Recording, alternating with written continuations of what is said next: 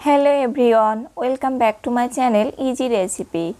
আজ আমি রান্না করব অল্প কিছু মশলা দিয়ে সুন্দর একটা রেসিপি, আর সেটা হচ্ছে আলু দিয়ে মাগুর মাছের পাতলা ঝোল।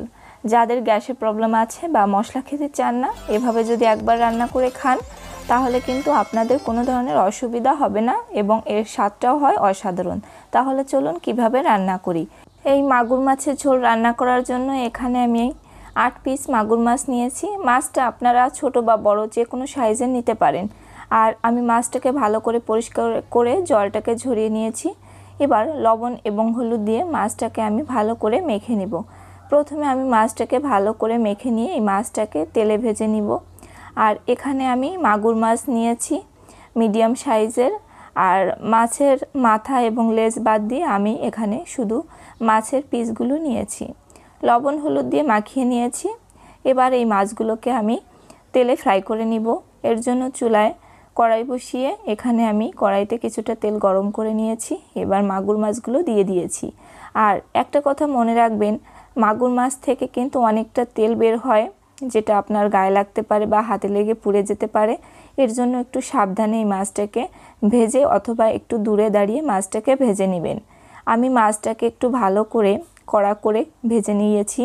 আর এই মাছটাকে ভালো করে ভেজে নিলে কিন্তু অনেক সময় দেখা যায় মাগুর মাছে একটা আলাদা গন্ধ থাকে, যেটা অনেকেই খেতে চান না গন্ধের জন্য।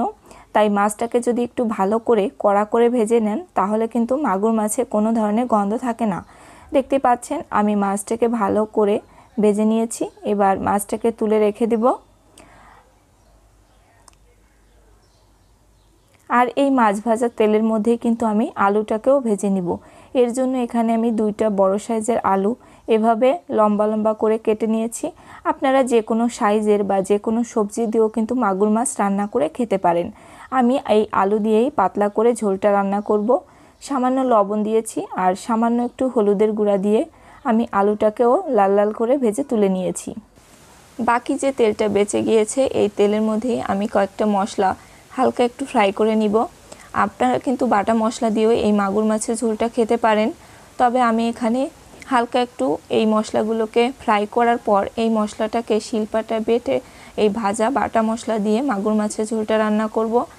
এই অল্প মশলা দিয়ে কিন্তু এভাবে রান্না করলে খেতেও দুর্দান্ত লাগে আর স্বাস্থ্যের জন্য ভীষণ উপকারী।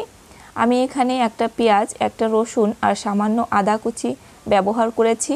আর দিয়েছি কয়েকটা কাঁচা মরিচ, 2টো শুকনো মরিচ, আর দিয়েছি গোটা জিরা 1 চামচের মতো দিয়েছি। আর মশলাটা এখানে আমি কমিয়ে দিয়েছি। আপনারা চাইলে মাছের পরিমাণ এবং মশলার পরিমাণ একটু বাড়িয়ে কমিয়েও দিতে পারেন।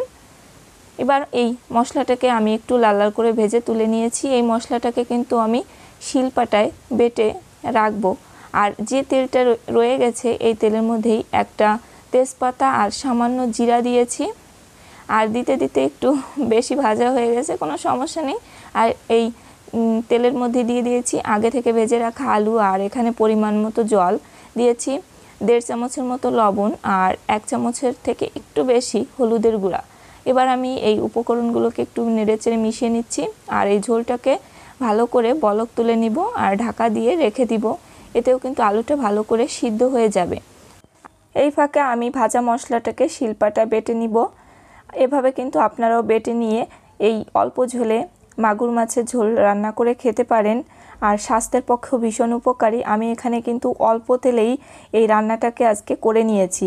আপনারা চাইলে তেলটাকে বাড়িয়েও নিতে পারেন, তবে অনেকেই ভাবতে পারেন এত অল্প তেলে কিভাবে রান্না করে। হ্যাঁ, এত অল্প তেল দিয়েই এভাবে রান্না করে খাওয়া যায়। আর আমি মশলাটাকে বেটে নিয়েছি। তারপর ঝোলটা কিন্তু এরই মধ্যে আমার বলক উঠে এসেছিল আর আলুটাও সিদ্ধ হয়ে এসেছে।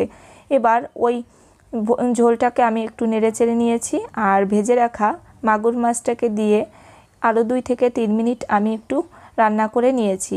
আর ঝোলটা অনেকটা কমে এসেছে। এবার আমি যে ভাজা মশলাটাকে বেটে নিয়েছিলাম তার মধ্যে একটু ঝোল নিয়ে মিশিয়ে আমি এই মাছের ঝোলে দিয়ে দিচ্ছি। আজকের এই রান্নাটা করেছি আমি সম্পূর্ণ কাঁচামরিচ দিয়ে, জাস্ট 2টা শুকনো মরিচ দিয়েছিলাম। আপনারা চাইলে কাঁচামরিচ অথবা শুকনো মরিচ যে কোনো একটা দিয়েও রান্নাটা করতে পারেন। আমি এখানে এই মাছের ঝোলটাকে নামিয়ে সার্ভ করে নিব। আর কালারটা দেখতেই পাচ্ছেন কতটা সুন্দর এসেছে। কম মশলায় অল্প সময় এভাবে কিন্তু মাগুর মাছটা রান্না করে খেতে পারেন। আলু দিয়ে এভাবে মাগুর মাছের ঝোল খেতে কিন্তু দুর্দান্ত লাগে। আর কেমন হয়েছে অবশ্যই আমাকে কমেন্ট করে জানাবেন। আর যারা ইউটিউব থেকে দেখছেন অবশ্যই আমার ইউটিউব চ্যানেলটিকে সাবস্ক্রাইব করে পাশে থাকা বেল আইকনটিকে প্রেস করে রাখবেন।